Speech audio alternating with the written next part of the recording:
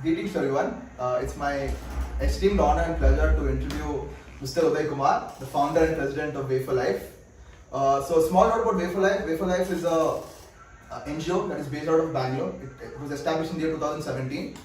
The NGO basically works on three ideologies, that is community development, environment, and education. The NGO has impacted over 2 lakh odd students with over 25 plus plantation drives, over 50 plus seed ball activities, and in terms of working with corporate, in terms of fulfilling the corporate social responsibility, they have worked with over 70 plus companies. Also, Anup, could you give an introduction, please?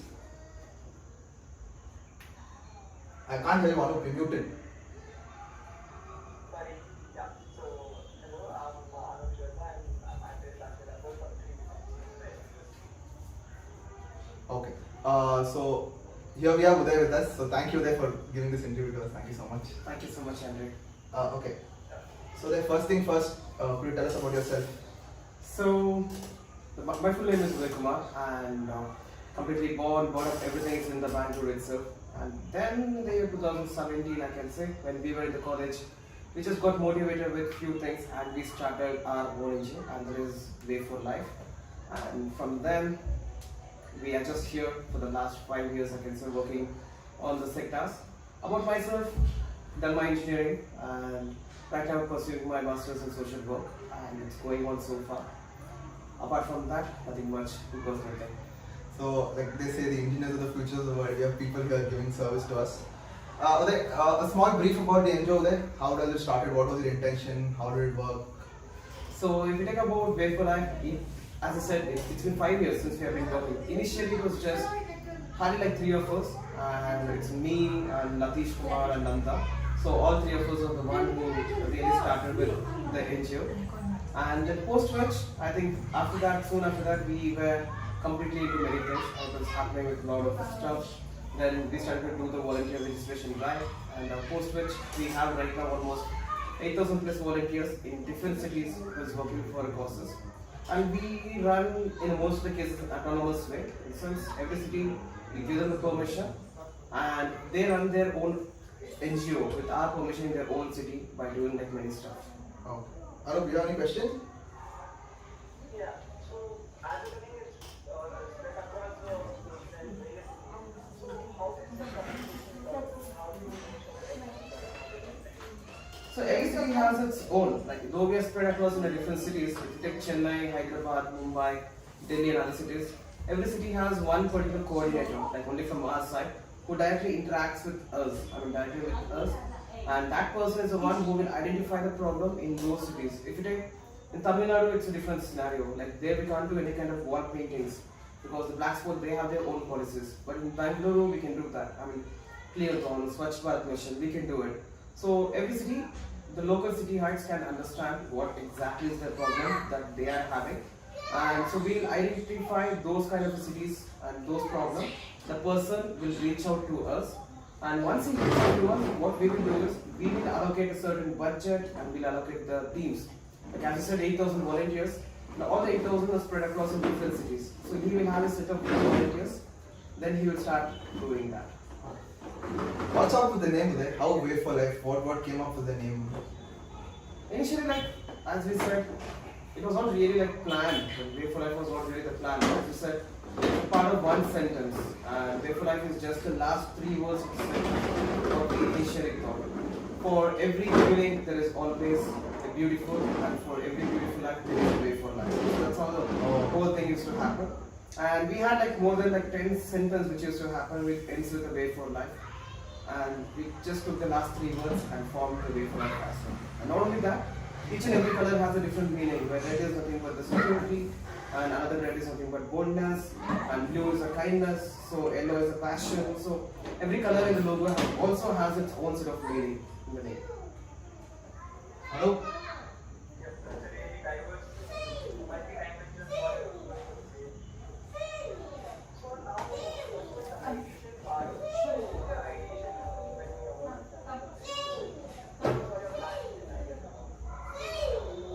You mean the ideation of starting an NGO? It was simple. I used to we all used to volunteer from our school days. starting from Scouts and Guides, NCC, and a lot of stuff which we used to do. In PUC also we used to volunteer from blood donation to different NGOs we used to volunteer. And when we were in the college years, that's when we felt, okay, when we were volunteering, we felt, okay, some of our ideas different from other different ideas out there. So we just thought, okay, let's start our own NGO. Here, it's not like as a competition type, it's not something like we have to start. It started just because we had our own group and we had different mindset, different idea. That's how we started this NGO. It's all, I can say we never thought it's gonna be, we're gonna come for such a long, for a long year or for a long period. We just started for the time being, and that's how the organization was started. We didn't give any much thing in the initial stage. As you said, it's completely different one. And it's very successful today also. That's it. Kudos to you for that. And for all the viewers, Way for Life is also affiliated with Christ University. They work with CSA in terms of activities and some kind of innovations as well. Okay, apart from all this, funding is a major issue that we all face in terms of, and NGO being a non-government organization, the government also doesn't have so much of an input here. So how was the funding, how was that an issue to establish this? And also, very important question for all of us, we have parents who mostly don't let us do stuff which you want out of the box.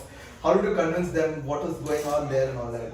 It's very simple, like if you just take about the funding part, initially the first and foremost about the funding, till now we haven't raised any public funds so far, I can say. In the sense, it was rare, except during the flood relief where even that was an in-kind donation. In the sense, you can donate, you can just give us the rice or wheat or any other products. But apart from that, we never raised any kind of a public fund so far. But yes, in future, it all depends on the circumstance. So far, it's completely about, with it, I can say the CSRs is our main sponsor, I mean, the core right now. Apart from that, some of our supporters, if you take, we do have certain company who supports with the materials from their side. The school has, for the painting, we have the surfer coats, and also we have the important paints, and other few, the major part, the supporters who gives us a material kind, but most, almost 95 to 98%, it's everything through the CSR funds. Anup? Yeah, so I was having a question on what was the initial plan and development into and how and what were all the particulars which you wanted to take into action by doing this? A lot of things initially when we started our idea, our mindset, everything was different. Yeah, agreeable. Like one thing is at present, the reason why we started at the initial stage, we were able to achieve just 50% of the things what we had in our mind, because here the many things plays a part. Like we have to sustain in this place without, I mean, as we said, like we never wanted to raise the public funds for the things. We just wanted to connect the dots where there are funds and where there is a need. That's what we're doing in the most of the cases. Initially, our main ideation was just to concentrate only on the education and to make sure there is no any much dropouts from the school and getting them back to the school, making sure the proper digital infrastructure for the school environment. But gradually, that's not the only thing. You can't just get a kid directly from the place and drop in the school when he doesn't have any interest. That's when like the broad picture started, like community development. Only once your community, the way you stay, it gets improved. Only when your surrounding gets improved, that's when like you will get the person or the child will just get back to the school. And eventually at the same time, environmental issues also a concern these days, which again starts from the child itself. The present schools like that we have adopted so far, we are making sure none of the schools is using any kind of single-use plastic. That's our main thing. There are certain schools in Bidadi, which we have been working for the longer time, and those schools it completely avoids single-use plastic. None of the things they use it. Initially, we started for digital thing. It should be purely digital and everything digital. But as a circumstance, when we are into the sector, we just learned a lot, and we have to make sure we increase the way we work. But still, we were able to reach 50% of our main idea in digitalization. We want the whole school to be digital, starting from the attendance to reporting and everything. So we are trying to and working on that. That's a really great initiative, and looking at the future digitalization, globalization, which is of the hand of it, it's really great to see people working on the same thing. That's right. Okay. So it's like a very common question that we all face. Like we have pit stops sometimes in life, we get stopped in places. So how do you come over that stop and how do you deal with stress? I understand that it's an NGO and you have to cater to so many needs. How do you come over stress? What is your mantra to stop frustration? There is no any kind of a mantra or something that we have. Whenever we face it, we make sure we involve the group and just talk, find a solution for that and get back it. Here it's all depends on the team. Whenever we have hiccups, whenever we have a stop, that's when like we used to make sure we gather all the team, sit, talk, discuss for the longer time. And since it's all about, we just see all of the group is nothing but none of our members or core members or board members. We are all older than anyone of like more than 25 years. So everyone are between 25 and 25. That's when like we sit, we try to solve it. Mantra, if I have to say something a new mantra, it's all about the teamwork. And major cases we used to have the hiccups, and again we used to try to solve that by discussing and with a lot of efforts. I can say. Okay, can you give some activities that you've done over there in terms of 5-6 activities that you have done for in terms of your NGO? So far, school activities, we have renovated so far, and building a reading space for different schools where there is a requirement. And another thing is plantation drive, the seed balls, upcycling of activity, which was during the pandemic and right now. And upcycling in the sense how to take the old materials and give a new life, and recycling activity, and conducting the awareness program, and COVID-19, and that was something which we were doing it, menstrual hygiene. So all these things we used to take care of. So, since you're a new NGO that started in 2017, I think you've been a major part of the COVID. It's been a big hit. So how did you come over COVID, and how was did the NGO still function? Was it still in terms of service, did it create an impact?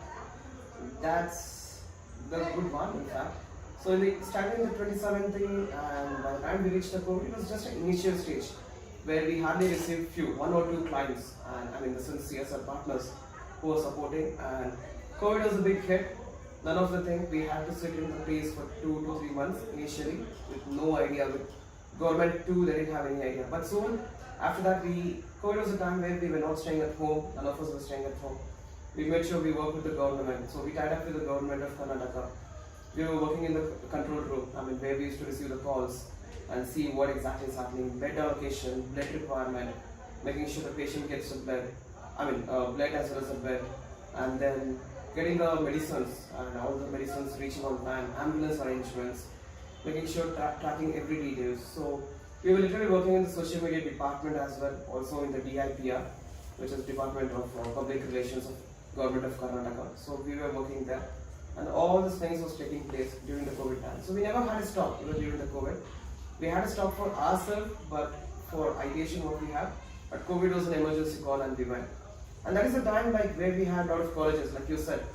How did students trust us in most of the places? How was it, for internship or any other students? That's when we started our internship program in a drastic way. Before that, we used to have the interns only for a few numbers, hardly 15, and that's it. During the COVID time, at any point of time, we had almost 120 interns who was from different college. Major contribution, I can say the Christ as well, which is from Dairy Circle as well as Bandargata Road branch. We had the people who used to work 24/7. We used to make sure we have a shift and we used to do it. And one of the very strict thing which we follow is internship.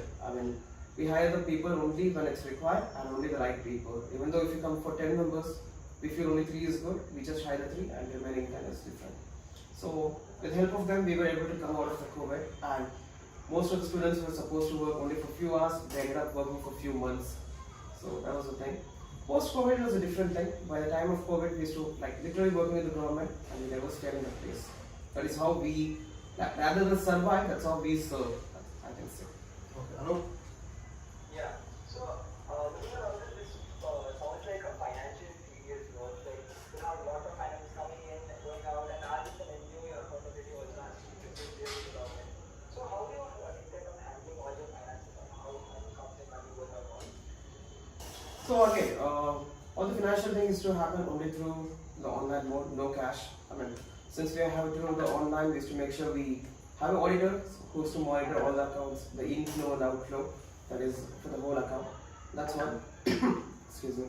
But apart from that, we also used to monitor with financial part. We have the expense management, and we used to maintain the books of auditing reports, such as right now we have the Zoho books. That is where we used to raise the invoice and check how many do we have for the incoming donations, and we use the Zoho expense software ways to make sure all the expenses being tracked. Then we use the payroll software just to make sure all the payroll is happening over there. So financial part, it's almost everything is stable right now, and Stable in the sense everything's been digitalized and in the proper manner. So we have a set of software which shows how much is the amount that we are going to receive. We have software where the amount to spend and how much is the amount to spend. The salaries part, the payroll is to happen and it gets dispersed everywhere. And we have an auditor who is to manage all the accounts. You've come down a very long way. So, would you like to point a few of your favorite lessons, like something which you remember the most, which increases the most, which keeps echoing in your One thing, I mean, it's not like as you expect. The one thing which we remember as we started an NGO was once we went for an activity initial stage, there was a guy who flicked our bags and he ran away. And it took us almost 3 hours to just find them, 3 to 4 hours. That's the only thing I can say that we remember. I think it's the best one because we were able to explore all the places, tiny gully. I think we were able to find out all the mobile phones and everything. That's one of the moments even now we remember. But apart from that, we do like certain activities is like the reading space development, which was done near, I can say, Tumkur. So that was a place where it was for a girls' shelter house, where we did for the kitchen gardening, the farming, where all of the kids were involved, and the reading space as well, which was done for the libraries. That was one of the moments. And apart from that, if I have to say one more thing, like out of 3, first one is the bag, second one is that, and third one is obviously the school renovation project, which we had to go for a different place. Rather than school renovation, we had a set of activities for 1 week, and that is for plantation, kitchen gardening, children's interaction, TLM making for the whole week. So we were traveling with that. And initial stage, we used to carry all the materials in an Activa, I mean a 2-wheeler, when we were back in 2017. So those were things which seem to be fun and the most memorable things these days. Okay, your last question for the day. Any tips for budding entrepreneurs or someone looking at opening an NGO? Any tips to them? Any kind of suggestions or something like that? Unless you're passionate, and you can't do anything. That's the thing. You have to be passionate. We never chose this career and we never chose this plan. It all started with a passion and it has come here. Though we tried. In between we tried, we gave n number of shots to choose a different career. We just came out with almost 20 to 30 pages of book to choose a different career. And we all are here because of the passion. Unless you're passionate, you can't do anything. That's what I can say. I think that it's a wrap, Anup. So thank you so much for this interview. Thank you for your time. Thank you, Andrew. Thank you so so much. much. Thank you. Have a nice day. Thank you.